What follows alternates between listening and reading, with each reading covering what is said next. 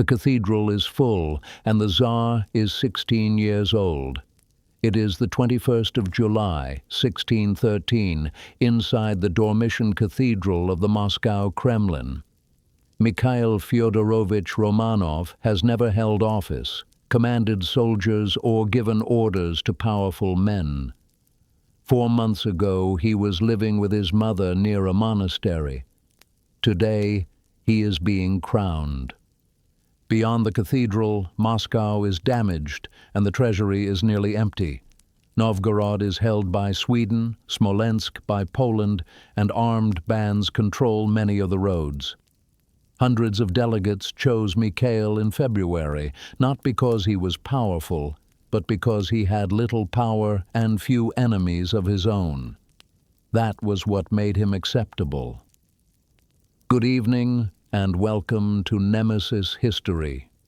If these quiet nights with old dynasties help you slow down, you're welcome to subscribe and stay. And you are not listening alone. Somewhere tonight, in another city and another time zone, someone else is following the same road to Moscow. If you'd like, leave a comment with your corner of the world and the hour on your clock. And perhaps, here among our listeners, you'll find a familiar name. There is no need to catch every name. Just settle in and let us return to the cathedral, to the boy with almost nothing, and see how it began. How that boy came to stand inside the cathedral begins 15 years earlier, with another Tsar, and a question Russia had never answered in quite this way. January 1598. A palace bedroom in the Moscow Kremlin. Tsar Fyodor Ivanovich is dying. He is 40 years old, gentle, slow of speech, more interested in ringing church bells than in governing, and he has no son. His father was Ivan the Terrible. His elder brother died in 1581 after Ivan struck him with a staff.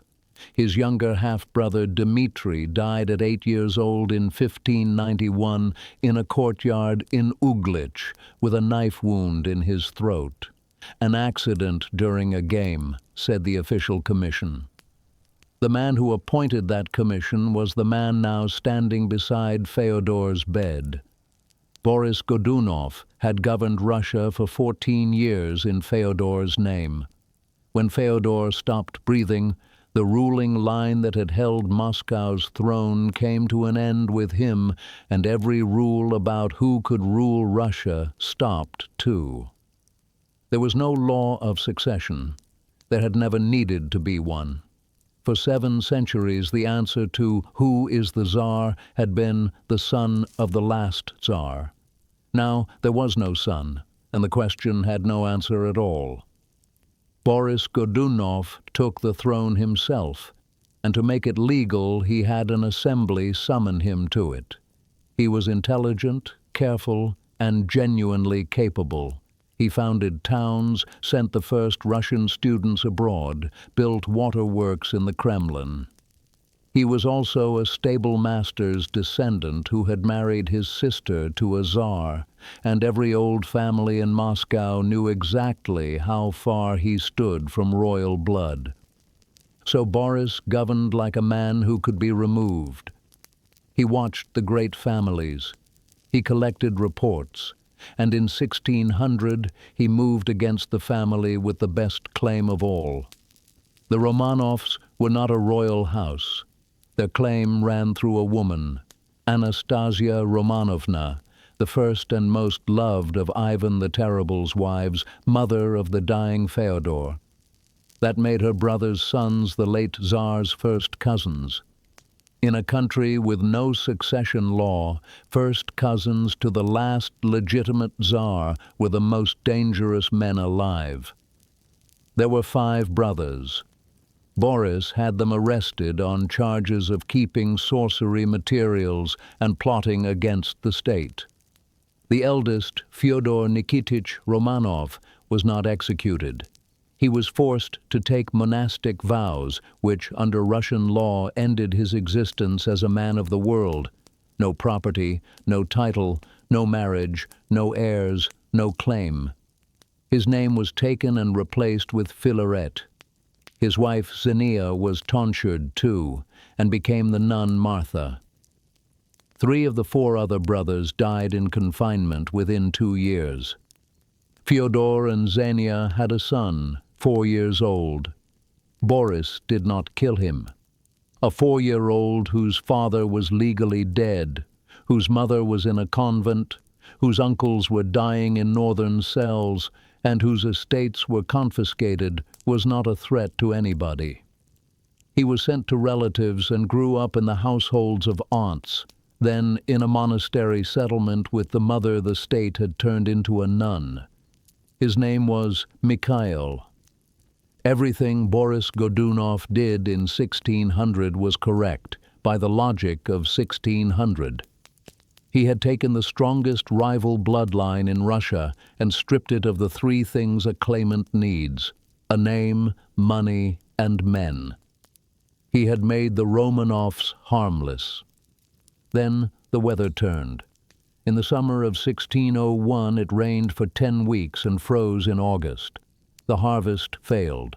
It failed again in 1602. It failed again in 1603. In Moscow, Boris opened the granaries and handed out silver, which drew starving people into the city faster than he could feed them. Mass graves were dug outside the walls. Contemporary accounts describe people eating bark, straw, and each other. Estimates of the dead run to 1/3 of the population of some regions. Boris had built his authority on being competent. 3 years of famine is the one thing competence cannot answer, and in a country that had just replaced a sacred bloodline with an elected administrator, hunger looked like a verdict. God, people said, was refusing this Tsar. In 1604, a young man appeared in Poland claiming to be Dmitry, the 9-year-old with a cut throat, alive after all, hidden and raised in secret. Polish magnates gave him money and men. He crossed into Russia in the autumn with a few thousand soldiers. He should have been destroyed within a month. Instead, town after town opened its gates. The people opening those gates were not fools. They had a starving countryside, a czar they suspected God had rejected, and an alternative who claimed the one thing Boris could never claim: blood. In a system where legitimacy came only from descent, an obvious impostor with the right name outranked a competent man with the wrong one. Boris Godunov died suddenly in April 1605, aged 53, with the Pretender's army still in the field. His 16-year-old son Fyodor II inherited. He reigned 7 weeks. In June, a Moscow crowd broke into the palace and strangled him and his mother. The False Dmitry entered Moscow in triumph. The boyars who had sworn to Boris in April swore to Dmitry in June. He lasted 11 months. He was energetic and not stupid, but he had come in on Polish money, and it showed. Polish guards, a Polish Catholic wife, Marina Menishek, whom he crowned without requiring her conversion, and a wedding feast that offended Moscow in every particular. In May 1606, a group of boyars led by Vasily Shuisky broke into the Kremlin with a mob behind them, killed him, and displayed his body in Red Square with a mask on his face and a pipe in his mouth. Then they burned it, loaded the ashes into a cannon, and fired them west, toward Poland. Shuisky had himself proclaimed Tsar. He was the 4th man to hold the throne in 14 months. What followed was not a civil war with 2 sides. It was the disappearance of the idea that anybody had the right to command. A second False Dmitry appeared, then a third. A peasant and Cossack army under Ivan Bolotnikov besieged Moscow in 1606. Marina Mniszek recognized the second pretender as her surviving husband and had a son by him. Sweden entered as Shuisky's ally and then as an occupier, taking Novgorod. Poland invaded outright in 1609. Cossack bands sold their service to whoever paid, then left when someone paid more. Whole districts stopped paying tax to anyone because they could not tell whose tax it was.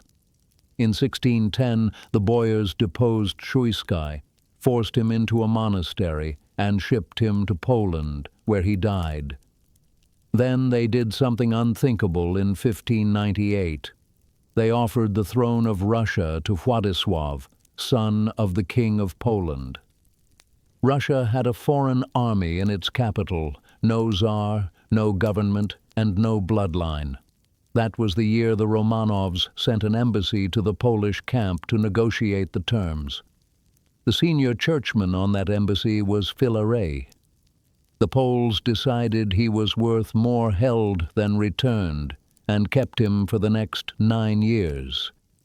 The recovery did not come from the capital, because the capital had nothing left to give. In 1611, the Patriarch Hermogenes, imprisoned by the Polish party, smuggled letters out calling the towns to act.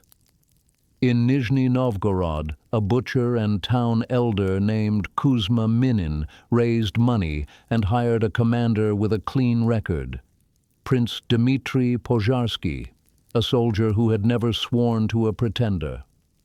Their militia reached Moscow in the summer of 1612 and fought a Polish relief army outside the walls in August. The garrison in the Kremlin held out into the autumn, eating what remained. In November, it surrendered. Minin and Pozharsky had taken back the city, but they had not solved anything. Sweden held the north, Poland held the west. The throne was still empty. In January 1613, an assembly gathered in Moscow to fill it. It was larger and broader than any before. Boyars, church hierarchs, provincial gentry, townsmen, Cossacks, perhaps 700 men from perhaps 50 towns. They argued for months, and the shape of the argument mattered more than the candidates. The boyars proposed themselves and each other. Every one of them had sworn to Boris, then to the first pretender, then to Shuisky, then, in some cases, to the Poles. Any powerful candidate carried a list of enemies made during 14 years of side-switching, and elevating him meant handing him the means of settling those accounts. The Cossacks wanted pay and pardon.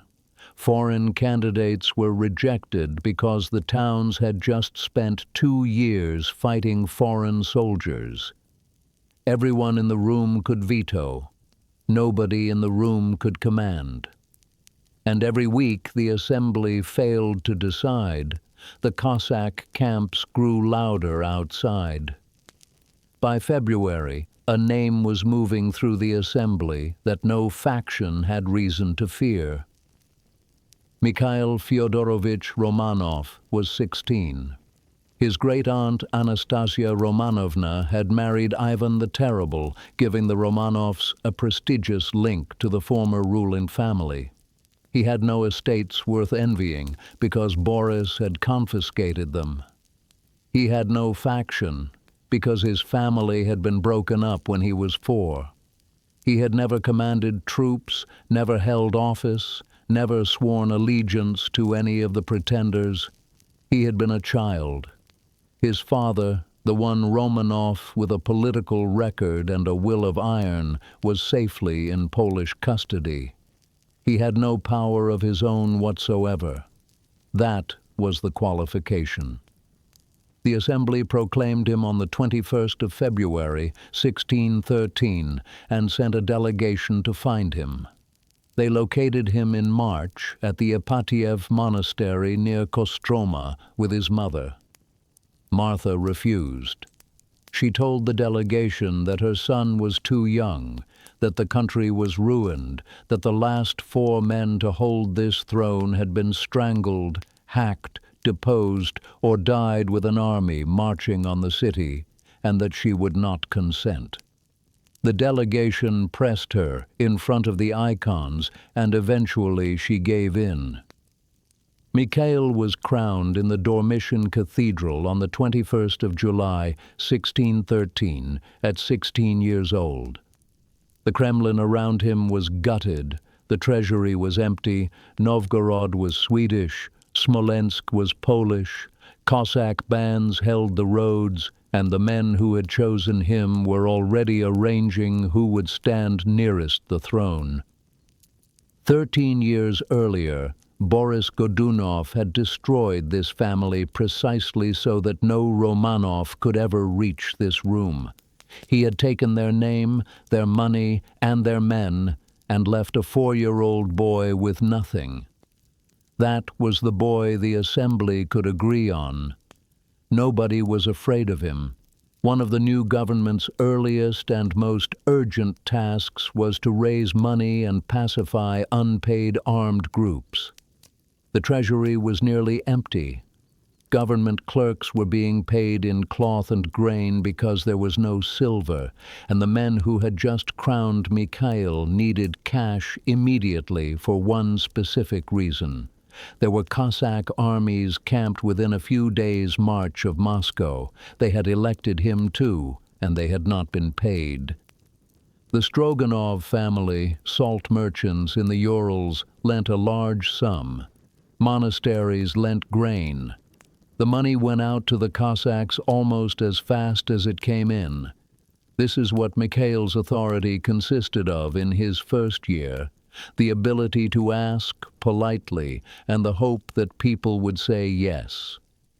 He had spent his childhood being moved between relatives' houses after the state destroyed his family, then living in a monastery settlement with a mother whom the state had forced into vows. He had never been taught to govern, because until he was 15, nobody had any reason to think he would. He had never given an order to anyone who could refuse it, because he had never been in a position where anyone had to obey him. His childhood had rewarded a pattern of survival: agree, sign, wait. Let the people with weapons make the decision and be somewhere else when it goes wrong. That was the correct education for surviving 1605 to 1612. It was the only education he had for 1613 onward. In the early years, the Boyar Duma and senior court relatives carried much of the daily government, while Mikhail approved and participated in their decisions. There was one person he did not treat as an equal, and it was not a boyar. His mother, the nun Martha, ran his household and his marriage prospects and had a decisive voice in who stood near him. She had kept him alive through the collapse and had told the assembly to its face that she would not consent to his crowning. He had been overruled with her in 1613, and he did not overrule her afterwards. The first thing the new government did with its borrowed money was kill a 3-year-old. Marina Manischek, the Polish noblewoman crowned Tsaritsa in 1606 by the first False Dmitry, then recognized the second as her surviving husband, had a son by that second pretender.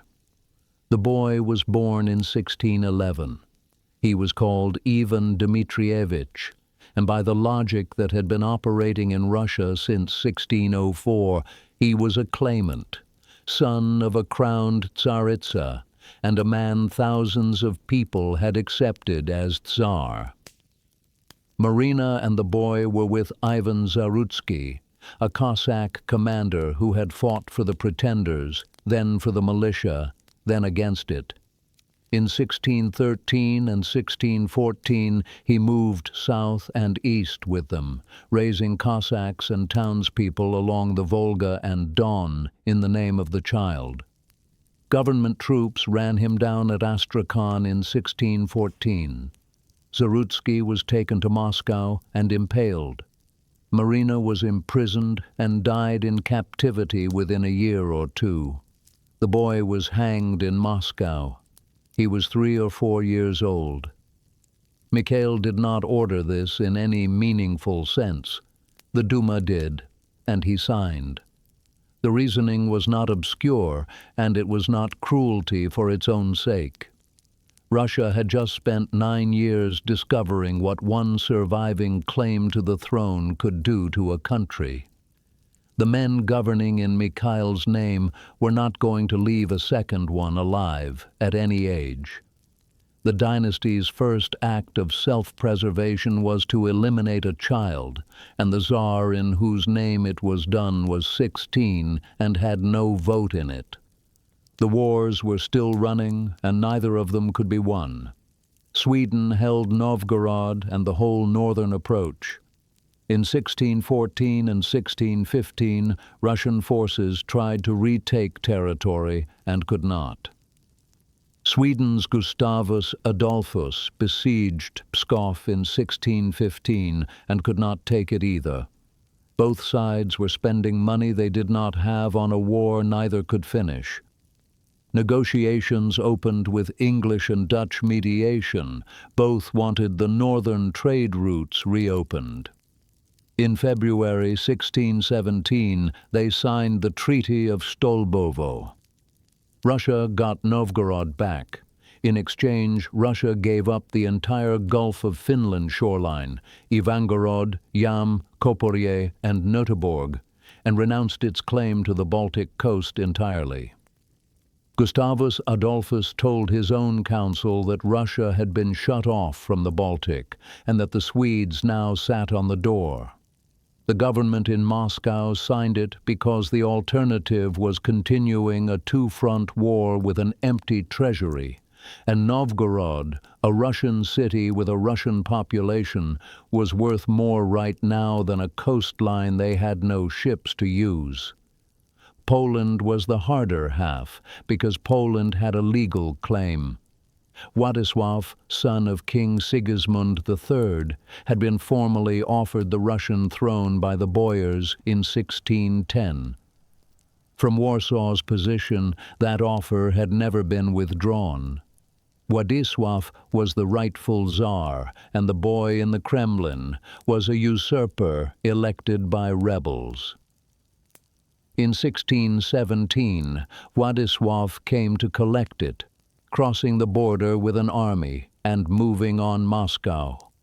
Some towns negotiated, most did not. The army reached the outskirts of Moscow in the autumn of 1618 and assaulted the walls. The assault failed. Winter came. His unpaid soldiers began to disband around him.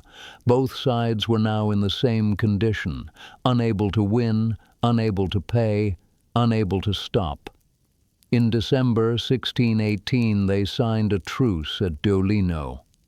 It ran for 14.5 years.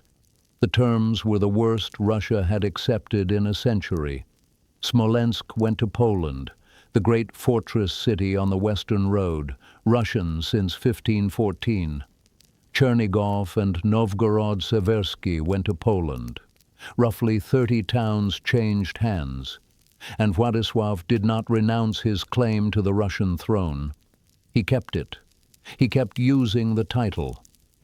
The truce settled the fighting and left the question of who was legitimately Tsar of Russia formally open. What Russia got in exchange was a prisoner exchange. In June 1619, the prisoners came across at the Presnya River. Among them was Filaret Romanov, 66 years old, 9 years in Polish custody, father of the Tsar.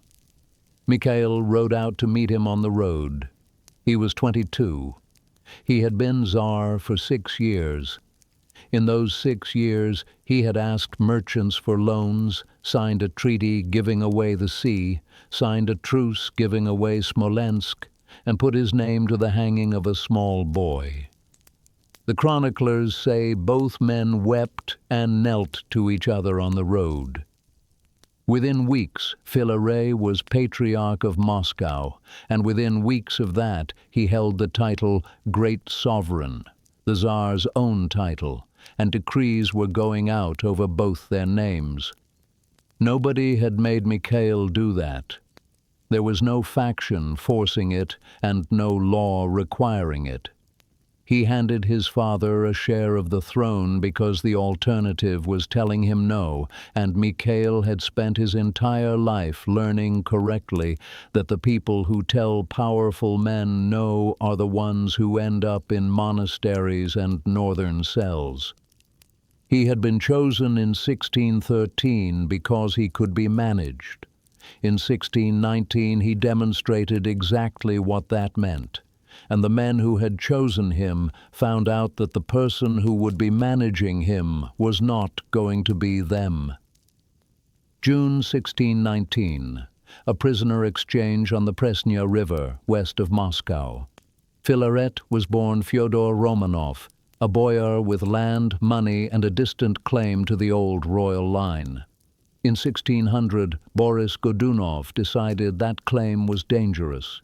He was arrested, forced to take monastic vows, his wife tonsured, his children dispersed, his name replaced. He spent 10 years in limbo, then 9 more as a Polish hostage. 19 years in which every important thing that happened to him was decided by somebody else. He was 66 years old when he walked back across that river. He would live another 14 years, and in those 14 years he would never again be a man that things happened to. The Boyar Council found out quickly what this meant. For 6 years the Duma had governed, and they had chosen Mikhail in 1613 precisely because he would let them. Filaret did not consult them. He reorganized the tax registers so revenue came to the center instead of sitting in provincial hands. He replaced governors. He opened investigations into families who had cut deals with Poland or Sweden during the collapse, which was most of them, and all of them knew it. They did not resist. There was nothing to resist with. The men who had spent 15 years switching sides had no appetite for a fight against a patriarch who held the Tsar's signature and the Church's authority in the same pair of hands. So they waited, and they remembered. The habit of being consulted was being taken away from them, and habits like that leave a mark. Below the boyars, the cost landed on people with no name in the records. Filaret was rebuilding the army, real regiments now, drilled by Dutch and Scottish officers armed with muskets bought abroad. Foreign officers wanted silver, muskets wanted silver. The silver came out of a countryside that had stopped starving roughly 10 years earlier. Taxes went up on villages that were still counting their own dead. And inside the church, something quieter was happening. Filaret had made the Patriarchate into a seat of political power equal to the throne, not by argument, but by occupying it. He never wrote down a theory about why the church could stand level with the Tsar. He just did it. For 14 years in front of everyone.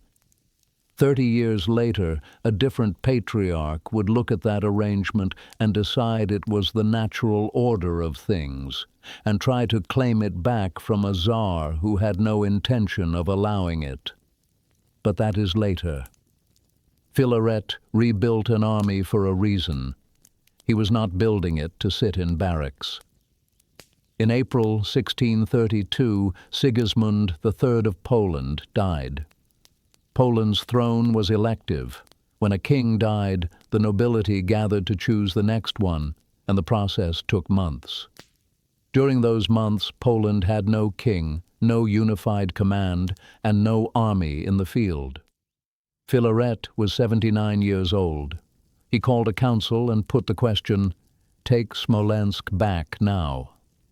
Smolensk had been Russian until 1611. It sat on the main road from Moscow to the west, and losing it in 1618 had been the price of ending a war Russia could not continue. Some of the boyars argued for waiting.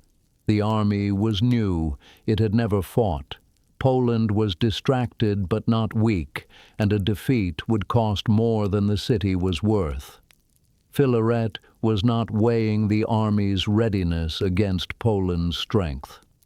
He was weighing it against his own remaining time. The king who had held him had just died. He had an army, for the first time in his life, and he was 79. The council approved the war. Mikhail, 35, signed the declaration. The man given the army was Mikhail Shine.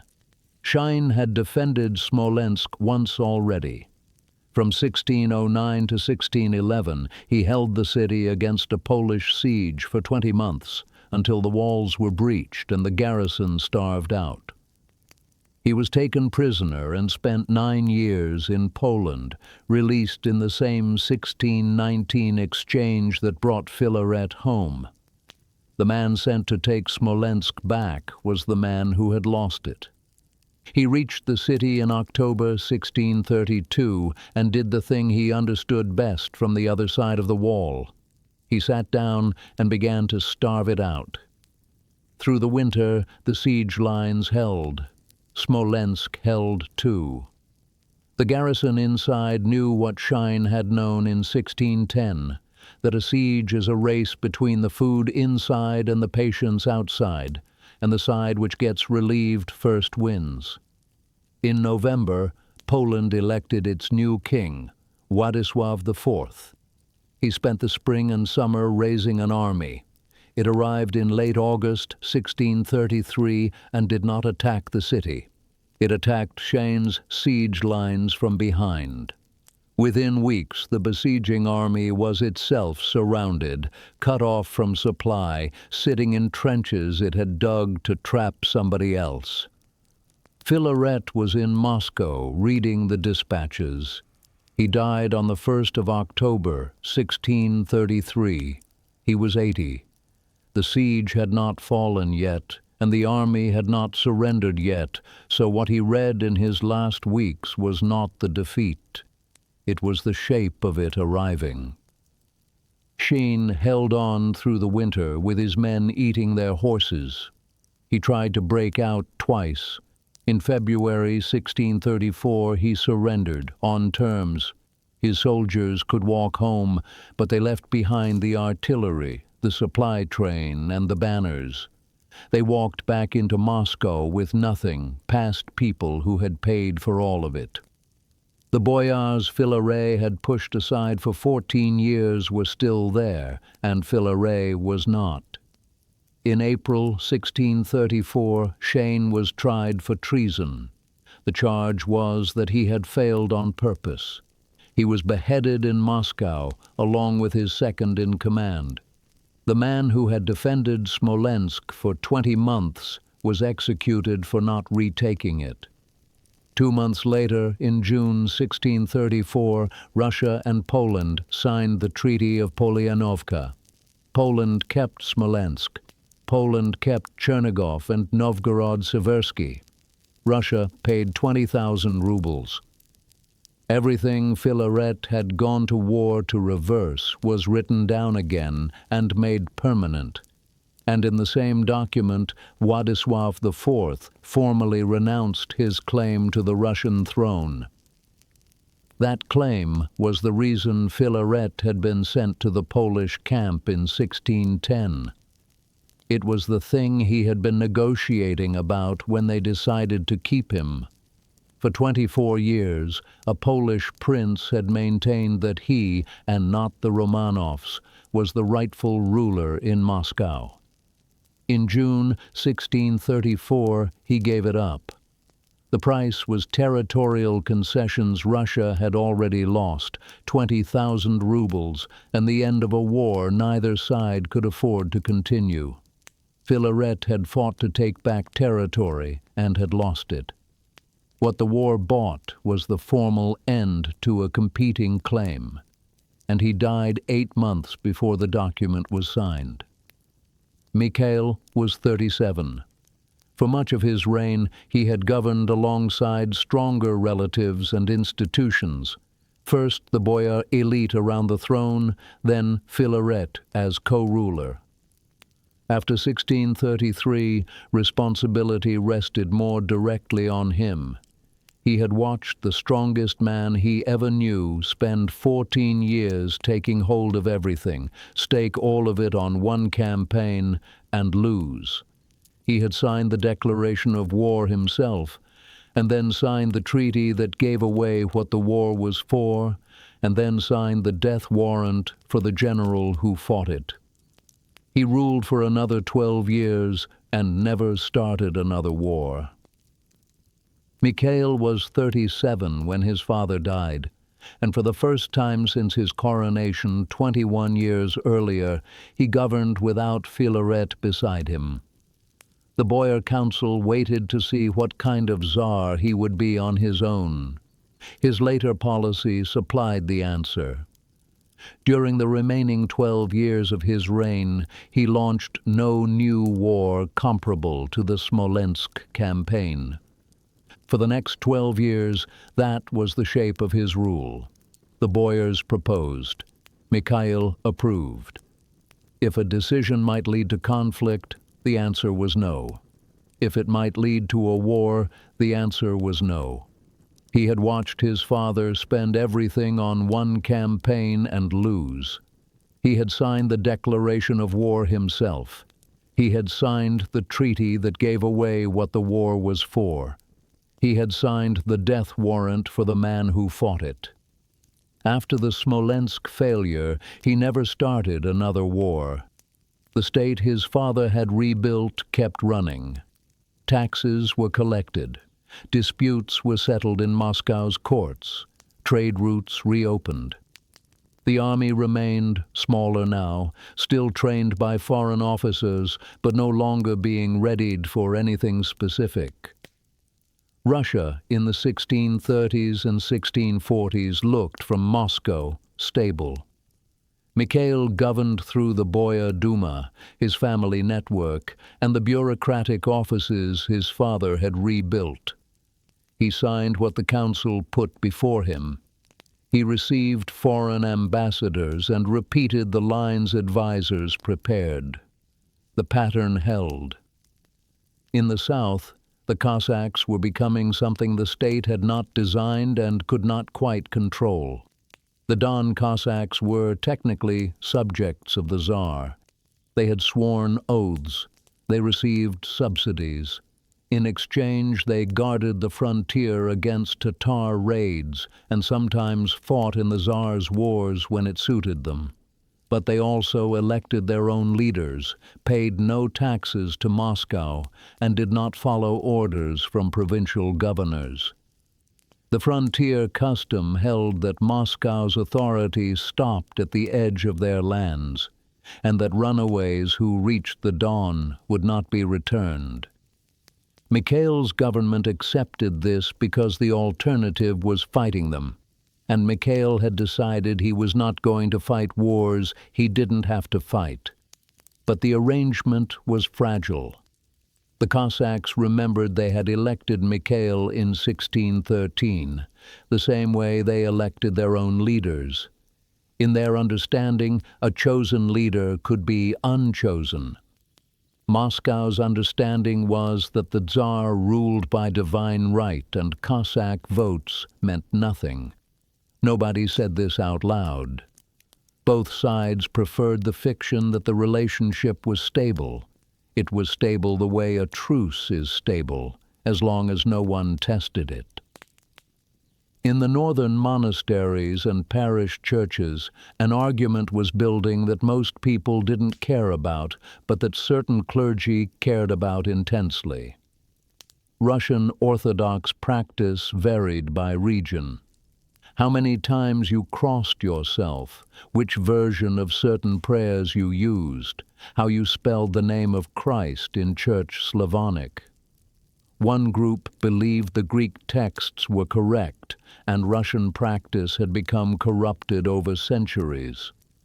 Another group believed the Russian texts were correct, and that Greek orthodoxy had been compromised by contact with Catholic and Muslim powers.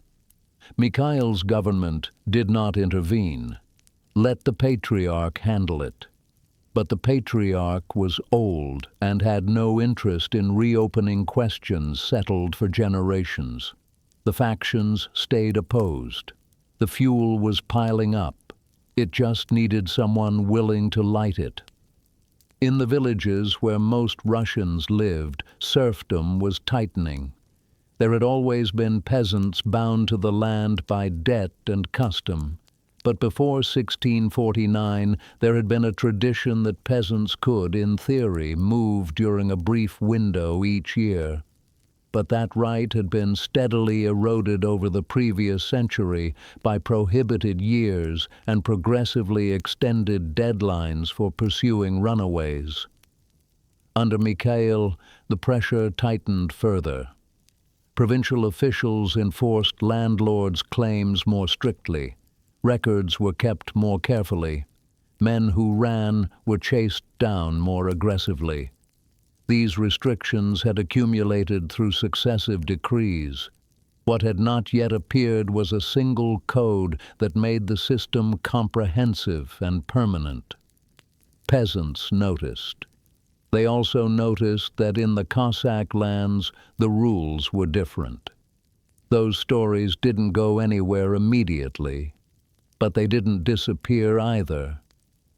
Mikhail usually governed through boyars, relatives, and established offices rather than trying to dominate them personally. He signed decrees, attended church, and received foreign ambassadors. He married twice.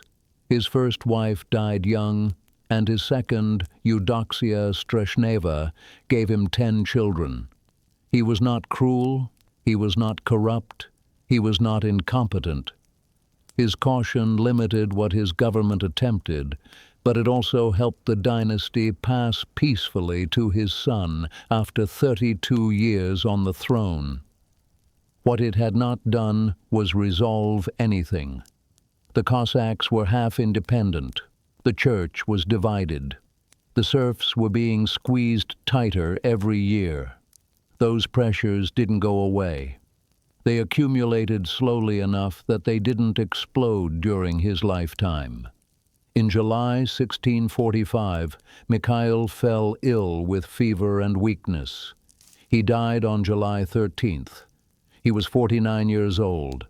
He was buried in the Archangel Cathedral in the Kremlin, next to his father. His son, Alexei, was 16 years old, the same age Mikhail had been in 1613. But the coronation in 1645 was nothing like the coronation in 1613. There was no war. There were no foreign armies at the gates. The treasury was not empty. The ceremony was smooth, formal, and grand. The Romanovs had been in power for 32 years. An entire generation had grown up knowing no other dynasty. The temporary choice was becoming a habit. Alexei had been raised as the heir. He had tutors. He had been taught how the government worked. He had watched his father carefully avoid conflict for 12 years. Alexei's later choices would be very different from his father's. Alexei was 16 when he was crowned, and the men who had advised his father assumed he would govern the way his father had, by signing what they put in front of him and asking no questions. For the first 3 years, he did. Boris Morozov ran the government. He had been Alexei's tutor since childhood, and the young Tsar trusted him completely. Morozov was intelligent, reform-minded, and capable of seeing where the state was losing money. He was also capable of not seeing where his own decisions would land. In 1646, Morozov proposed a tax reform. Russia collected direct levies on townspeople, streltsy taxes, postal taxes, a tangle of separate charges that were difficult to enforce and full of exemptions. His solution was to replace those direct taxes with a single indirect levy, a salt tax. Everyone bought salt. Tax the salt, and the revenue would reach people who had been avoiding the direct system. The Boyar Council approved it. Alexei signed it. What Morozov had not accounted for was that when salt became more expensive, people bought less of it and salted less food. Revenue fell short of projections almost immediately. By 1647, the reform was clearly failing. The problem was that the direct taxes had already been abolished. To make up the shortfall, the government began collecting them anyway, retroactively, for the years they had been suspended. People who had not paid streltsy or postal taxes for 2 years now received demands for the full arrears. The salt tax had been abandoned, but the price shock remained. In Moscow, artisans and traders who had been managing under the old system found themselves facing new demands on top of old losses. The collectors came anyway. By 1648, Moscow's markets were full of people who had nothing left to sell and owed money they could never pay. On June 1st, a crowd gathered outside the Kremlin. They were not armed. They were not there to overthrow anyone. They wanted the Tsar to hear a petition about the tax collectors, about officials taking bribes, about men imprisoned for debts they could not pay. Alexei's guards turned them away. 2 days later, the crowd came back, larger this time, angrier. They stopped Alexei's carriage as he returned from a church procession and shoved the petition into his hands. The guards pushed them back. Someone in the crowd threw a stone. Within hours, Moscow was burning. They came for the officials they blamed by name. They demanded Leonty Pleshchev, who had overseen the tax collections. The government handed him over to the crowd. He was killed in front of the Kremlin. Pyotr Trakhaniotov, who ran Moscow's main administrative office, fled the city. Government forces pursued him, brought him back, and he was executed on the government's order, a decision Alexei made to stop the crowd from doing it themselves. Morozov was the name they wanted most. He had designed the tax. He had pushed it through. He had told the Tsar it would work. Alexei hid him in the palace, then smuggled him out of the city to a monastery. The crowd demanded he be handed over. Alexei refused. It was the first time in his reign he had refused anything, and the thing he refused to do was give up the man who had raised him. The riot ran for 3 days. Parts of the city burned. The streltsy, the musket-armed regiments that garrisoned Moscow, did not intervene. Some of them joined the crowd. Most just watched. That was the second thing Alexei learned. His guards would not fire on a crowd that included their own neighbors unless he gave an order so clear and so direct that they could not pretend they had not heard it. And if he gave that order, he would own what happened next. He did not give it. On June 4th, he appeared before the crowd in person. He was 19 years old. He told them Pleshchev and Trakhaniotov were dead. He told them Morozov was dismissed from office. A lie. Morozov was in a monastery outside the city, alive and waiting. He told them he would review the taxes and investigate the officials they had named. The crowd dispersed. In the summer of 1648, Alexei summoned the Zemsky Sobor, the Assembly of the Land, to produce a law code. Russia's legal framework was a mess of old decrees layered on top of each other, some dating back a century, some contradicting others, local judges making up their own answers when the written law gave none. What Alexei wanted was a single, unified, enforceable code that would settle the questions people kept rioting over. The Ulozhenie, the law code, was drafted over the following months and formally approved in January 1649. It was the most comprehensive legal document Russia had ever produced. It did two things that mattered. First, it formalized serfdom.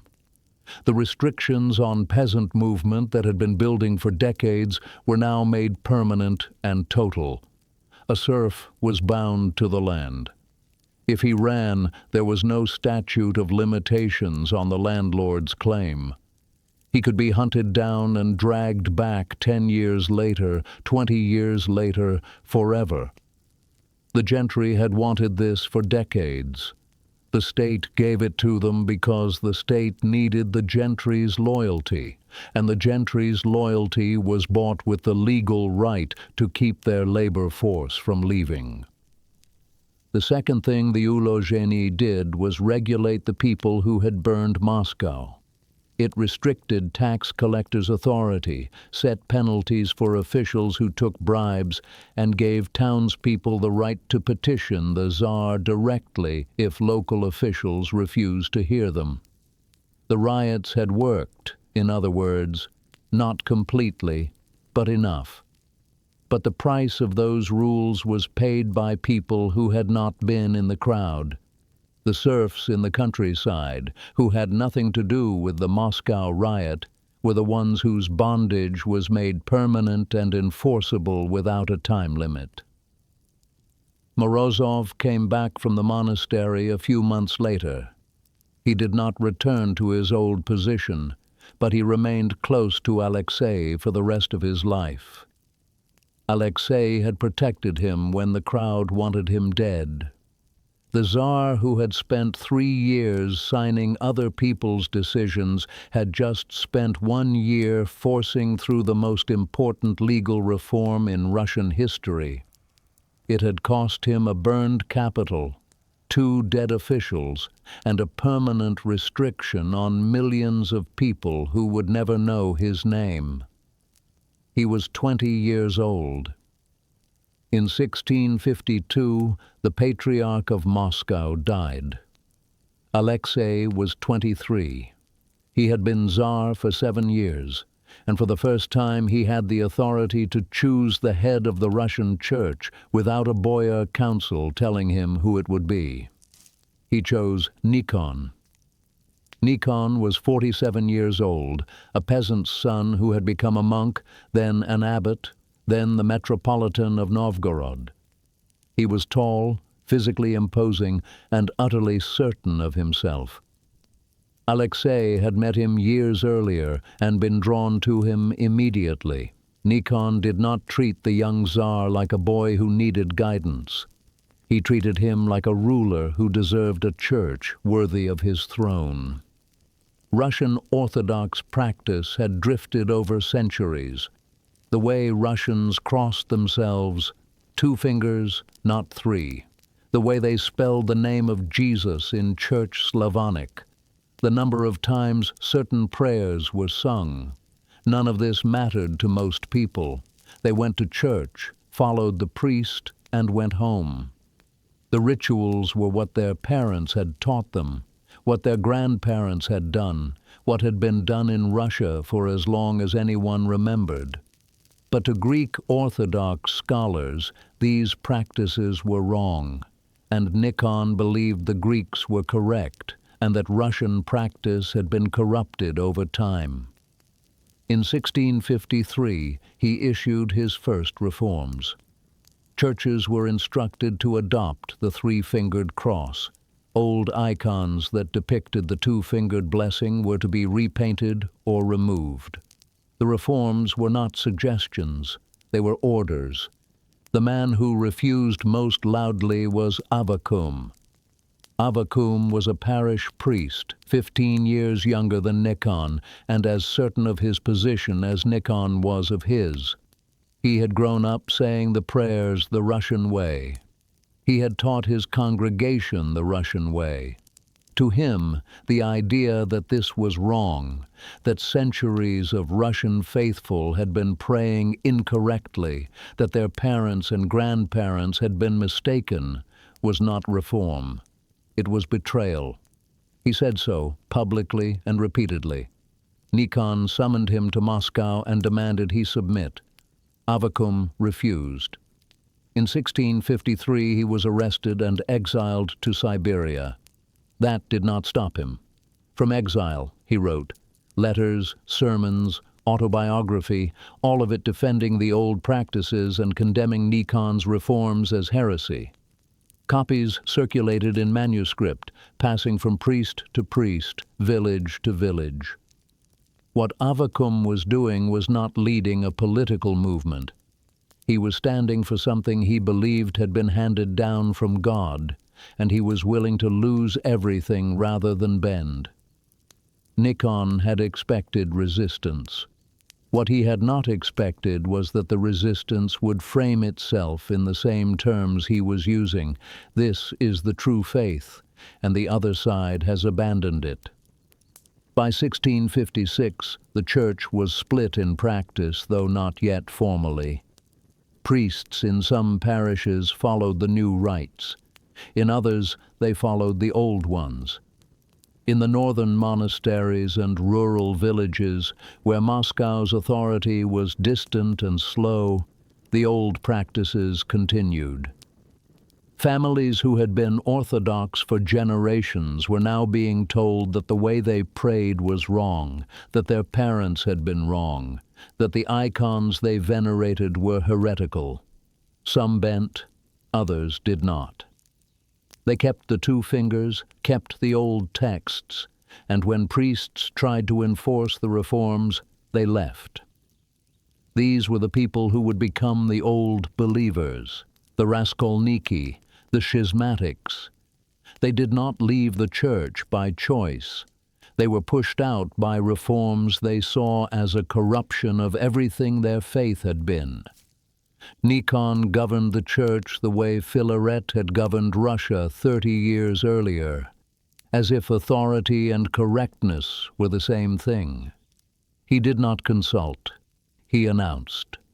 He also claimed more power than any patriarch before him, reviving Filaret's title of Great Sovereign, and issued decrees that sounded less like a church leader advising the Tsar and more like a co-ruler giving orders. Alexei had given him this authority. In the early years, the Tsar defended every reform and backed every decree. But by 1658, Alexei was beginning to notice something Nikon was not. The boyars hated him. The clergy resented him. The people who refused the reforms were not disappearing. They were multiplying. In July 1658, Nikon and Alexei argued. The details are unclear, but the result was not. Nikon, in front of the court, declared that if the Tsar no longer trusted him, he would resign. Then he walked out of Moscow and retired to a monastery he had built 40 miles away. He did not actually resign. He stopped performing his duties as Patriarch, but he did not relinquish the title. What followed suggests he expected Alexei to beg him to come back. Alexei did not beg. He let him stay gone. For the next 8 years, Russia had a patriarch who was not in Moscow, who was not performing his role, and who still claimed the office. Nikon waited in his monastery, writing letters justifying his position. Alexei governed without him and discovered that he did not need him. The schism deepened. What neither would admit was that it was now permanent. The reforms could not be undone without Alexei admitting he had been wrong, and the old believers could not be reconciled because they would not accept the reforms under any terms. In late 1666, a church council convened to settle what Nikon had started, and its proceedings continued into 1667. Two visiting Orthodox patriarchs from Alexandria and Antioch came to Russia to adjudicate. The council had two tasks. The first was Nikon himself. They deposed him not for imposing the reforms, but for abandoning his duties while refusing to resign the title. He had held the office empty for 8 years. The council stripped him of the patriarchate and exiled him to a distant monastery as a simple monk. The second task was the old practices. The council confirmed every reform Nikon had imposed: 3 fingers, corrected liturgical texts, Greek spellings. All of it was now the official practice of the Russian Orthodox Church. Then the council issued its formal judgment on the people who refused. The old practices were declared schismatic. Priests, monks, and lay people who continued to follow them were condemned. This was not a theological dispute anymore. It was a legal fact. The full power of the Church, backed by the state, was now directed against people whose offense was praying the way their parents had taught them. Some submitted, more did not. In the north, in the forests, and on the islands of the White Sea, communities of old believers began a long withdrawal from the official church. Some burned their churches rather than accept the new rites. Avvakum kept writing, from exile, then from his cell at Pustozersk, where the council formally condemned him and had him sent. His autobiography, the first in the Russian language, circulated in manuscript copies throughout the country, read by people who had never met him and would never see him. Alexei had backed Nikon, enforced the reforms, and stood by the council's decision. The schism was now permanent and legal, and it was his. January 1654. A Cossack leader named Bohdan Khmelnytsky knelt before Alexei's envoy in the town of Pereyaslav, in what is now Ukraine, and swore an oath of allegiance to the Tsar of Russia. This was not a small gesture. Khmelnytsky commanded tens of thousands of Cossacks and had been fighting Poland for 6 years, raiding, burning, defeating Polish armies in open battle. He had turned the lands between the Dnieper River and Poland into a war zone. Now he was asking for Russian protection. Alexei had a choice: accept the oath, and Russia would be at war with Poland. Refuse, and Poland, or the Ottoman Empire, would absorb the Cossack lands, and Russia would be surrounded. Alexei accepted. By spring, Russia and Poland were at war again. The war started well. Russian forces moved west and south. Smolensk, lost in 1618, unsuccessfully besieged in 1632, fell in September 1654. By the following summer, Minsk and Vilnius had fallen too. Russia now controlled more territory than it had held since before the time of troubles. Poland was reeling. Then Sweden invaded Poland. Sweden had been watching.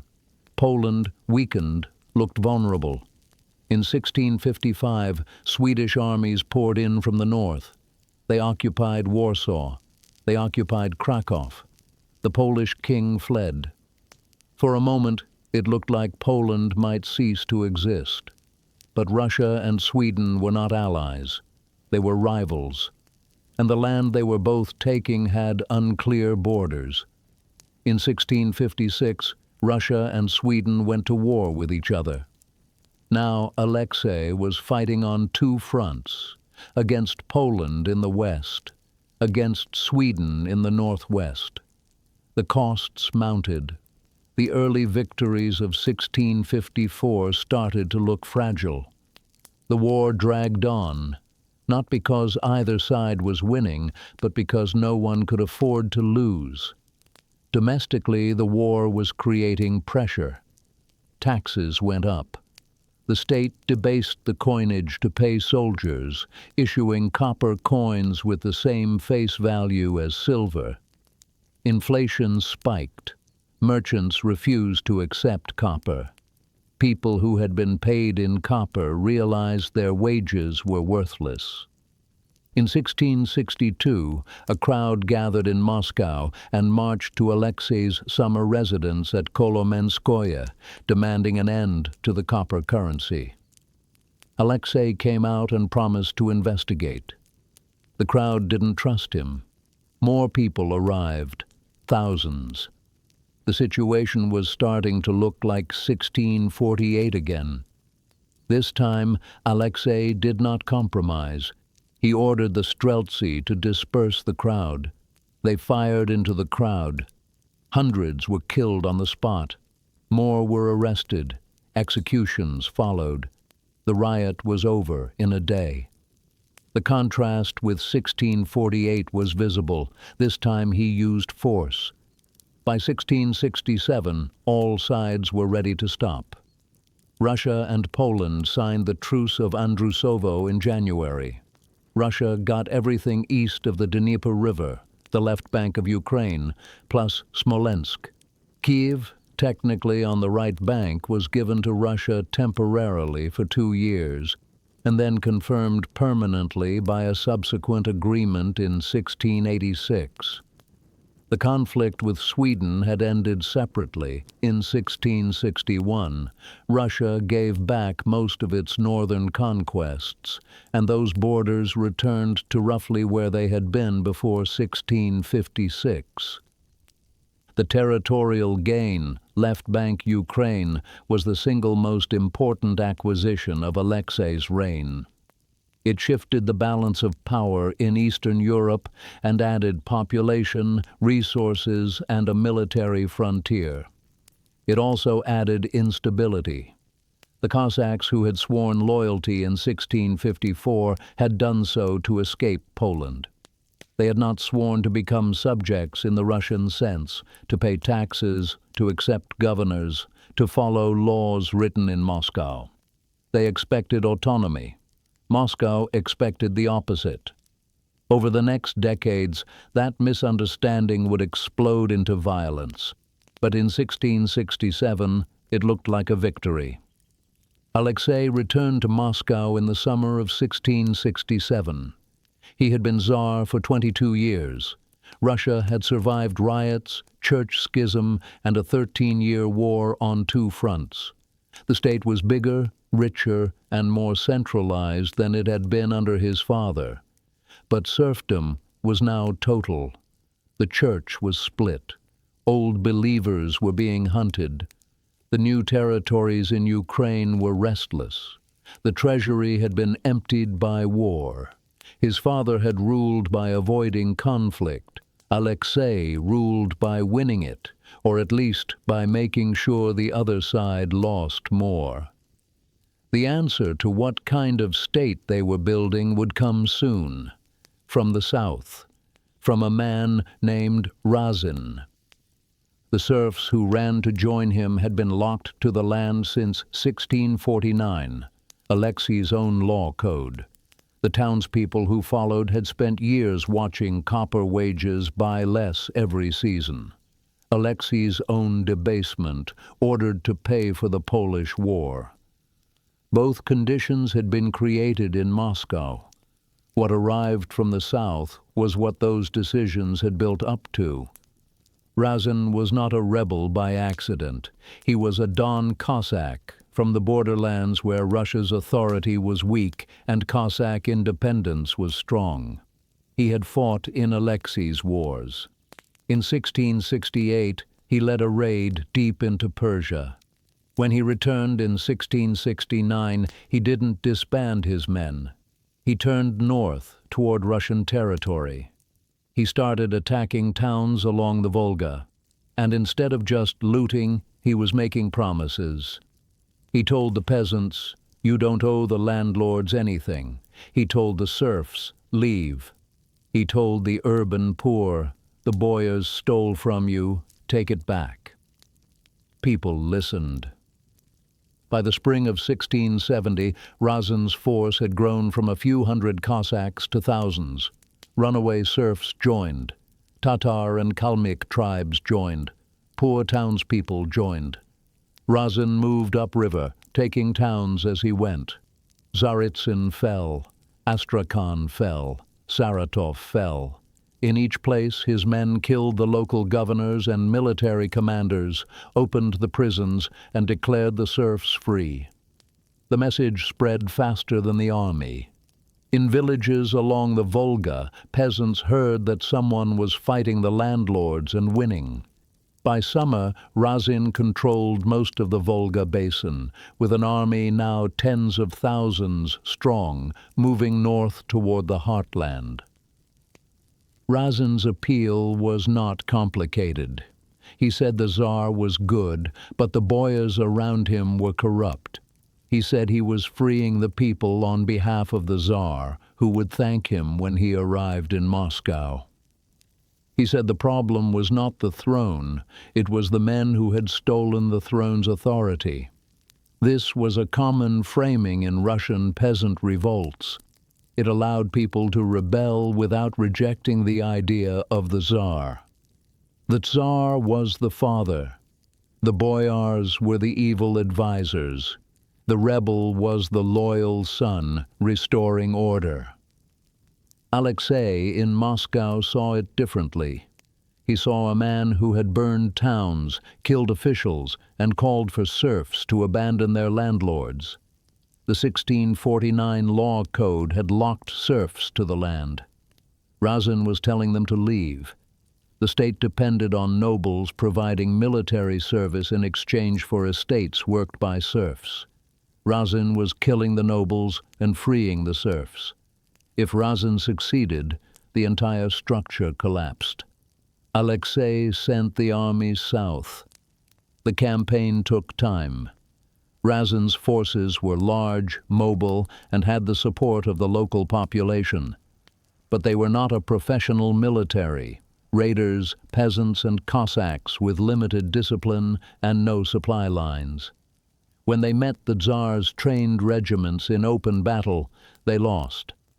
In October 1670, the army recaptured Simbirsk after a brutal siege. Razin pulled back. Over the winter, his forces bled away. Desertion, hunger, defeat, the momentum was gone. In April 1671, Razin was betrayed. A group of Don Cossack elders, fearing that Moscow would punish all Cossacks for his revolt, captured him and handed him over to government forces. He was taken to Moscow in chains. June 6, 1671. Razin was brought to Moscow and executed. The government intended his punishment as a warning to his remaining followers. Over the next months, the government hunted them down.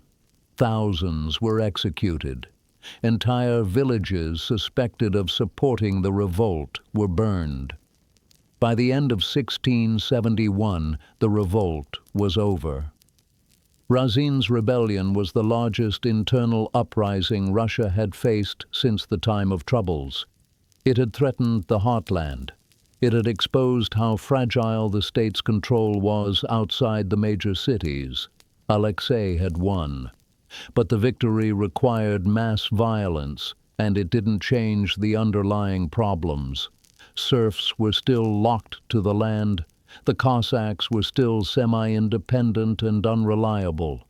The old believers were still out there, hating the state. Razin became a folk hero. Songs were written about him. In the oral tradition of Russian peasants, he was not a criminal. He was a man who had fought for them and lost. The state could kill Razin. It could not kill what he represented.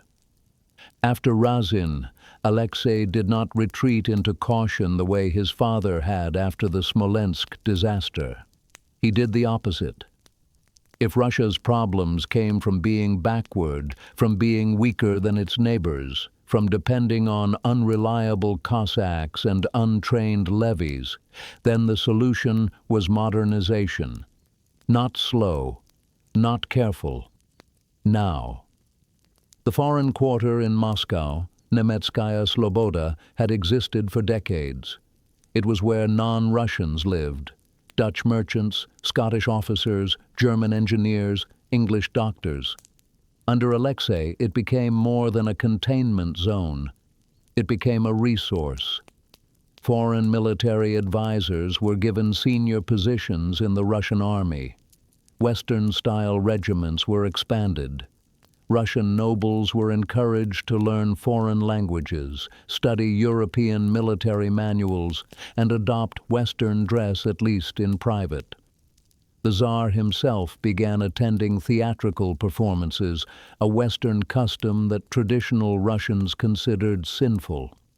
Italian musicians were brought to court. Clocks, telescopes, maps, instruments of European learning appeared in the palace.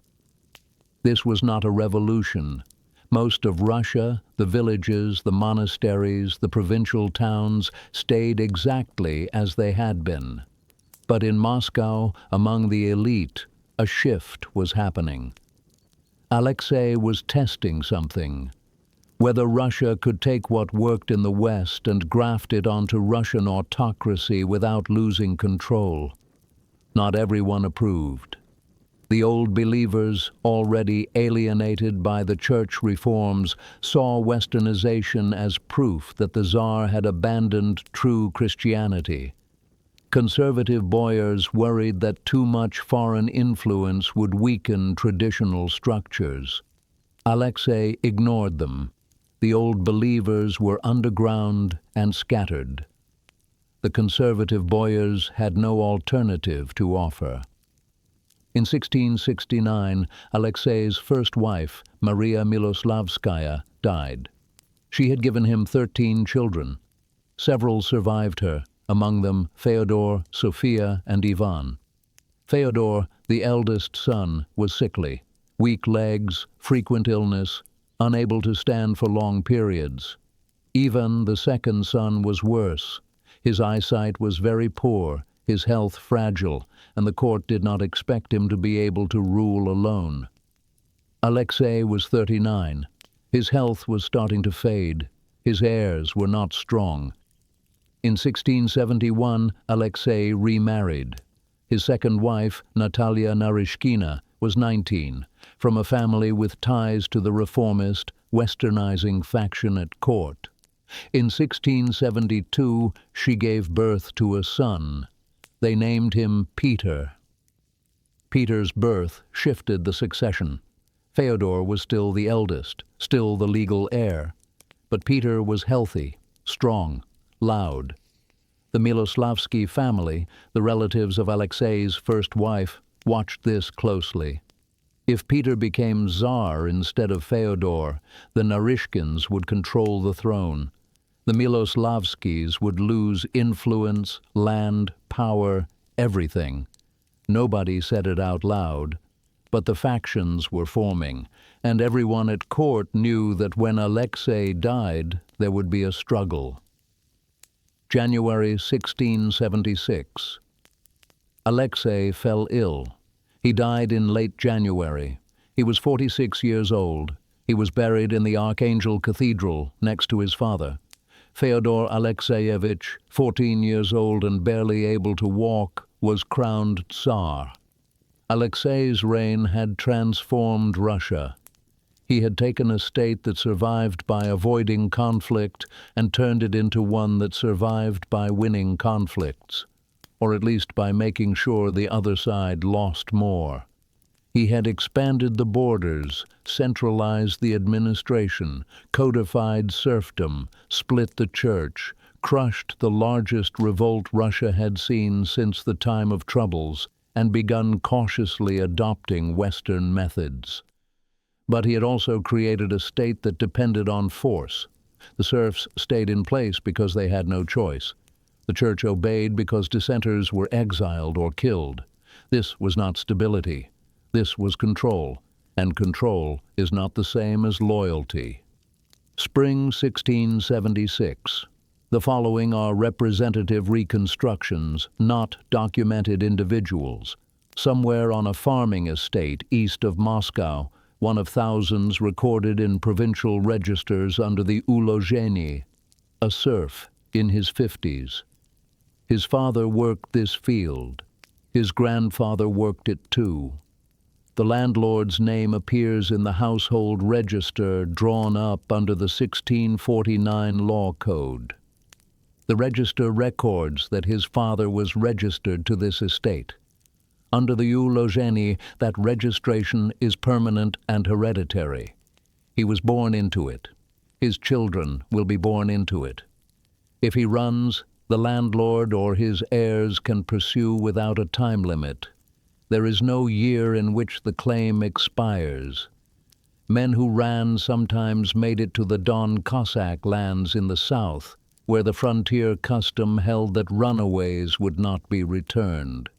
Some were caught on the roads and brought back flogged. He has not run. He has a wife and 3 children, also registered to this estate, and taking all of them would mean moving too many to hide. So he works. The sun is cold, but the work is warm enough. The Tsar who wrote the law that bound him died in January.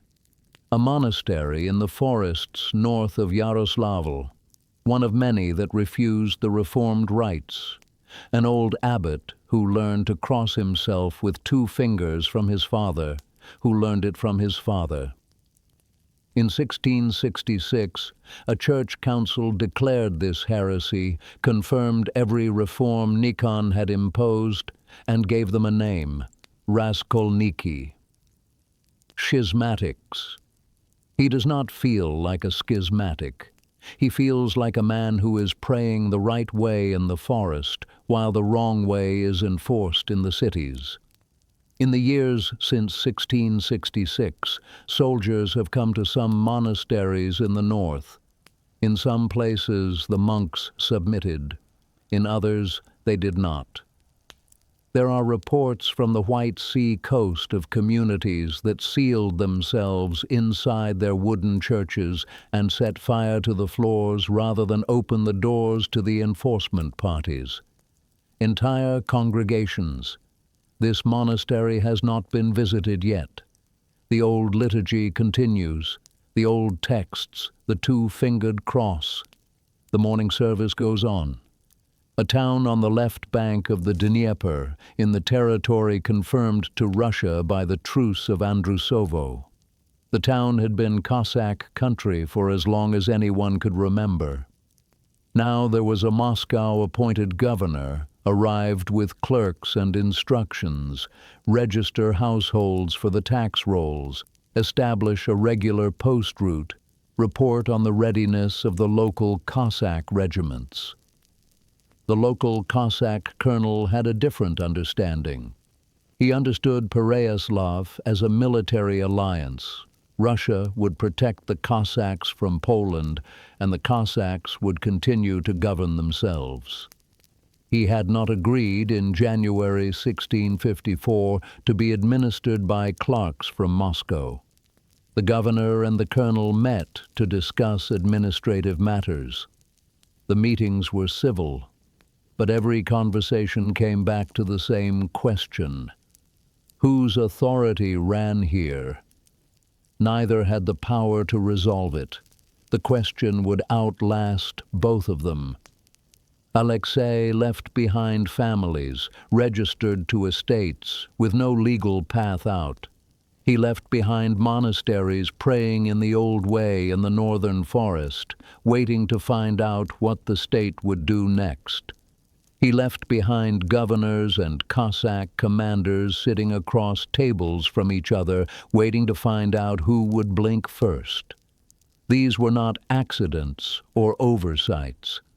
They were what the state was. The serfdom that bound those families was the same system that funded the army Alexei had used to defeat Poland and suppress Razin.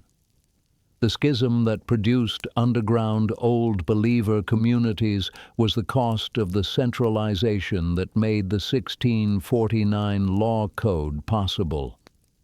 The ambiguity between Moscow's governors and the Cossack commanders was the price of the territory the 1667 truce had added. Every choice Alexei made had a consequence. The consequences ran forward on their own, past his reign, past his funeral, past his son's coronation in the Dormition Cathedral. Outside the Kremlin walls, in the fields and forests and frontier towns of the country, the three inheritances continued their slow, separate lives. None of them could know that the man who had pressed down on all of it for 31 years was gone. They would find out. Fyodor III was 14 when he became Tsar. He could barely stand. His legs were weak from birth. He spent much of his reign in bed or seated, carried between rooms when necessary. He was not stupid. He was literate, pious, interested in governance. But he was physically incapable of the kind of visible, active rulership that Russian czars were expected to perform. He couldn't lead armies. He couldn't ride through Moscow in ceremonial processions without assistance. So other people projected strength for him. In the early years of Fyodor's reign, his mother's family, the Miloslavskis, were dominant. Ivan Miloslavsky and his allies controlled key government posts and managed access to the Tsar. The Narishkins, the family of Alexei's second wife, Natalia, and therefore the family of the 4-year-old Peter, were pushed aside.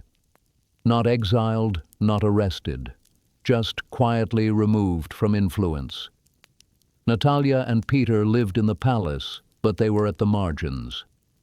As the reign continued, other figures, advisors close to Fyodor and the Tsar himself, shaped policy alongside the Miloslavskis. But Peter and his family never regained a footing at court. Fyodor's government was not inactive. In 1682, Fyodor abolished the Mestnichestvo system, the ancient practice of assigning government and military positions based on family precedents rather than merit. For centuries, Russian noble families had fought over who had the right to sit where at councils, command which regiment, hold which office. A man from a lower-ranked family could not be promoted above a man from a higher-ranked one, even if the higher-ranked man was useless. Abolishing it meant the Tsar could now appoint anyone to any position based on ability or loyalty. The measure went through a council, and the books recording family precedents were burned. Some great families had reason to resent losing the old order. None of them rebelled over it. While the nobles argued about precedence, another group was becoming more important, the streltsy. The streltsy, musketeers, were Moscow's permanent garrison, around 20,000 of them in the city by the 1680s. They were not elite troops. They were paid poorly. Many had side jobs to make ends meet. They lived in their own districts with their families, part soldier, part urban militia, part interest group, and they had weapons. Their pay was irregular. Their officers were often corrupt, skimming funds meant for wages. They were looked down on by the Western-trained regiments Alexei had created. The streltsy noticed this. They also noticed that they were armed, organized and stationed in the capital while the government was weak. By 1682, the streltsy were not just a garrison. They were a political force, and no one had bothered to keep them loyal. Fyodor's health declined through 1681 and into 1682. He developed scurvy. His legs worsened. He spent most of his time in his chambers, unable to attend councils. In April 1682, he died. He was 20 years old. He had no children. Once again, the question, who inherits? Ivan, Fyodor's younger brother, was 15, next in line by age, but his eyesight was very poor, his health was fragile, and the men around him judged him unable to rule on his own. Peter, Alexei's son by his second wife, was 9 years old, healthy and intelligent, but younger, and his mother's family had been out of power for 6 years. The Miloslavskis wanted Ivan. If Ivan became Tsar, they would continue to rule as regents. The Narishkins wanted Peter. If Peter became Tsar, they would return to power. On April 27, 1682, the day of Fyodor's death, a council of boyars and church officials gathered in the Kremlin. The Patriarch asked the crowd outside who should be Tsar. The crowd, organized by the Narishkins, shouted for Peter. The council declared Peter Tsar. Ivan was passed over. Natalia Narishkina was named regent. The Miloslavskis had just lost everything. They couldn't fight the Boyar Council directly, but they didn't need to. They went to the streltsy. The streltsy had their own complaints. Several of their colonels had recently been dismissed or demoted by officials tied to the Narishkin faction. Pay was delayed. Promised bonuses had not materialized. The Miloslavskis gave them a story. They spread a rumor. The Narishkins had poisoned Fyodor and were planning to kill Ivan next. The rumor was false, but it was believable. Court intrigue, poison, family feuds. This was how power worked in Russia. And the streltsy, who had been ignored and underpaid, were ready to believe the worst about the people now in charge. On May 15th, the streltsy gathered, armed themselves, and marched to the Kremlin. The gates were opened. The streltsy poured in, demanding to see Ivan, to prove he was still alive. Natalia brought Peter and Ivan to the top of the red staircase, in full view of the crowd. Both boys were alive. The streltsy were not satisfied. They wanted the Narishkins handed over. When the answer was no, they forced their way into the palace. They searched the rooms. They found Artemon Matveev, Natalia's chief advisor, and killed him at the red staircase. Natalia's brothers were hunted down and killed as well. For 2 days, the streltsy moved through the Kremlin and the surrounding estates, killing Narishkin allies, looting homes, settling personal scores. The government could not stop them. The Boyar Council could not stop them. The Patriarch begged them to stop. They ignored him. Peter was 9 years old, inside the palace, while the men who had raised his mother's family were being killed. By May 17th, the streltsy's rage had cooled. They had killed the people they wanted dead. Now they made demands. They wanted Ivan and Peter to rule together, co-tsars, both crowned. They wanted Sophia, Ivan, and Peter's older half-sister to be regent. She was a Miloslavsky, and she would keep the Narishkins from regaining control. They wanted their pay increased, their officers reinstated, and a monument erected in Red Square commemorating their service to the state during the uprising. The Boyar Council, with no army to resist and no alternative, agreed to everything. On June 25th, Ivan V and Peter I were crowned together in a joint ceremony, seated side by side. Sophia Alexeyevna became regent. The streltsy got their monument. Summer 1682, the Kremlin. A throne room with 2 seats set side by side. On the left, Ivan V, 15 years old, nearly blind, silent.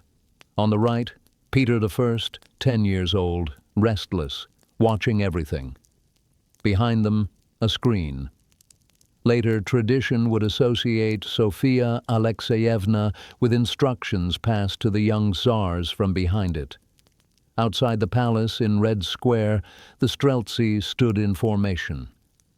This is what 69 years of Romanov rule had produced. Not strength, not unity. Two boys sharing a throne, a regent working from behind a screen, and an armed garrison that had just killed its way into political relevance. But the Romanovs were still there. In 1613, Mikhail Romanov emerged as a compromise candidate acceptable to several competing groups.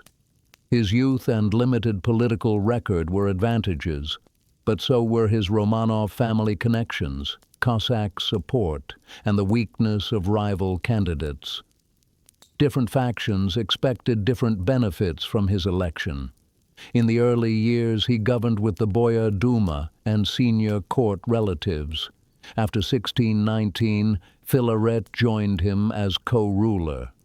The dynasty survived. Over 32 years, a temporary election became a peaceful, hereditary succession. Alexei was different. He wasn't chosen as a compromise. He was the heir. He had been trained, and he was not interested in just surviving. When riots came, he bent at first. When the church needed reform, he broke it and rebuilt it. When enemies appeared, he fought them. When rebels rose, he crushed them. Alexei turned Russia from a survivor state into a control state. He expanded the borders, codified serfdom, centralized the administration, and began importing Western military techniques. But it was also more brittle. Every act of control created resistance. The serfs who were locked to the land hated the system that locked them. The old believers who were declared heretics hated the Tsar who declared them.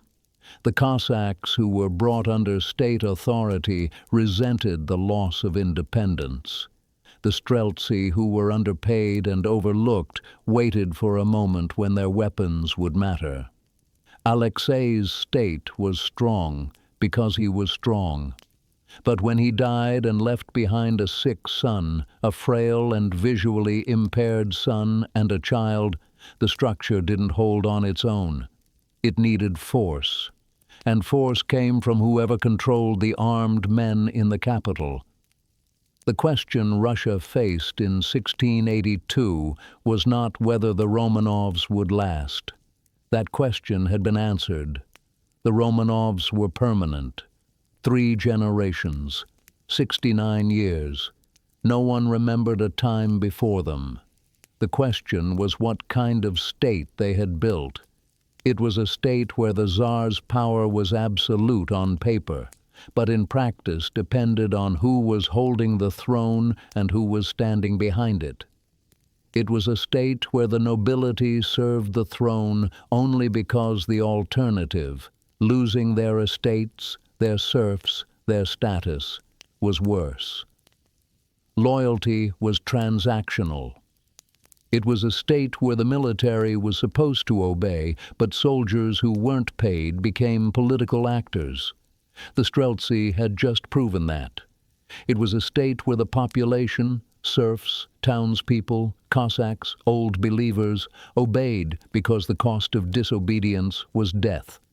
Not because they believed in the system, not because they loved the Tsar, because resistance ended in executions, burnings, exiles. Fear worked. But fear was not loyalty.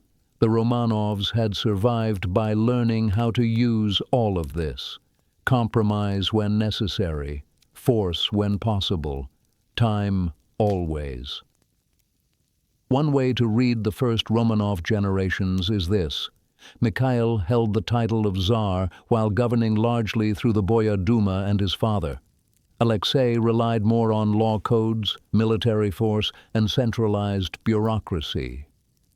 Fyodor ruled through advisors and court officials during long periods of illness. Each adapted to the constraints they inherited. That flexibility kept the dynasty in place for 69 years. It turned a temporary compromise into a permanent fact. But it also built a state where power was contested every time it changed hands, where factions fought over every succession, where armed groups in the capital could force the government to rewrite the rules. And in 1682, sharing a throne with a screen behind him and armed men outside, 10-year-old Peter was present for all of it. The evidence cannot tell us exactly what he understood, only that he had watched armed men force the government to rewrite the succession. What he later made of that experience belongs to another story. This one is about how the Romanovs learned to survive. They learned by being weak when they had to be, by being strong when they could be, by bending when the alternative was breaking, by outlasting everyone who thought they could be removed. In 1613, they were a temporary solution to an exhausted country's crisis. In 1682, they were the only government Russia knew. The temporary crown had become permanent, not because they were loved, not because they were inevitable, but because they had mastered the art of not dying. Two boys share a throne in the Kremlin, Ivan on the left, silent, Peter on the right, watching, Sophia behind the screen, the streltsy in the square. 69 years, 3 generations, 5 czars. They had started as a compromise. They had become a fact. The state they built was neither stable nor just, but it lasted. And in Russia, lasting was the only victory that mattered. Sleep well.